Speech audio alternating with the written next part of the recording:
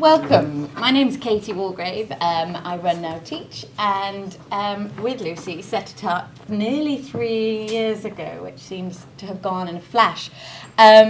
We started it actually when I just had tiny babies, two twins at the same, obviously at the same time, they were twins. And Lucy and I met holding these tiny little babies, looking at them and thinking how extraordinary that statistically speaking, apparently they're both more likely to live to 100 than both not, and how odd it is that life is changing and getting longer and all the rest of it.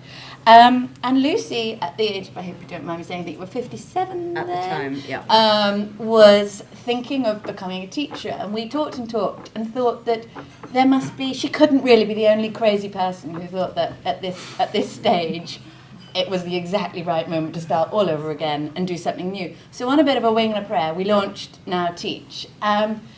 And sort of fast forward to now, we've worked to train 100, recruit and find and support 120 Now Teachers, a couple of whom are here today and do ask questions later on. And we've created a program to support people who are going into teaching, having done something else, and to create a cohort of people doing it together. And it's been an amazingly exciting and deeply humbling experience to see all sorts of a NASA scientist and a hostage negotiator and lawyers and bankers and all the rest of them starting right again at the bottom and learning a whole new thing.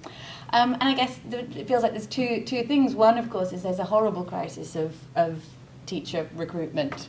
We are losing teachers. We don't have enough teachers. STEM subjects have a 30% deficit in, we just don't have enough. And at the same time is this thing about life getting longer. And we talk about that also often as though it's a bad thing. And of course, actually, it's kind of the most astonishingly wonderful thing. We live in a unique time in history where we all can expect to live, touch wood, for a very long time. So that, this idea of sort of working until you're 60 and the same thing and stopping is not there. So it felt like we'd hit a sort of zeitgeisty thing where these two things come together and you have an intergenerational sort of neat solution to a problem and of course what we want, the people that I would like to be teaching those increasingly unsmall babies are people who have not just what I had when I started to teach, which was subject knowledge at the age of 22, but all the wealth of the rest of the world, the knowledge of understanding of how other things are, how other things operate.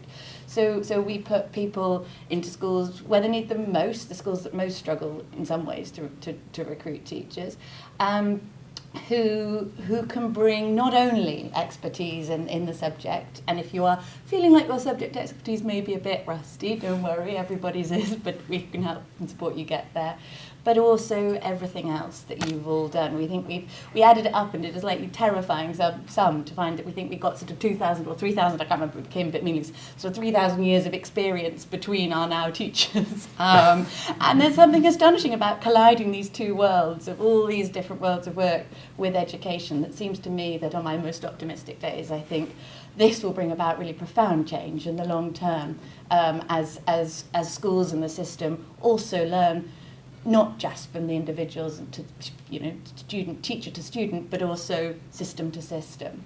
Some number of those years go to Lucy, and so I'm going to introduce Lucy and her experience.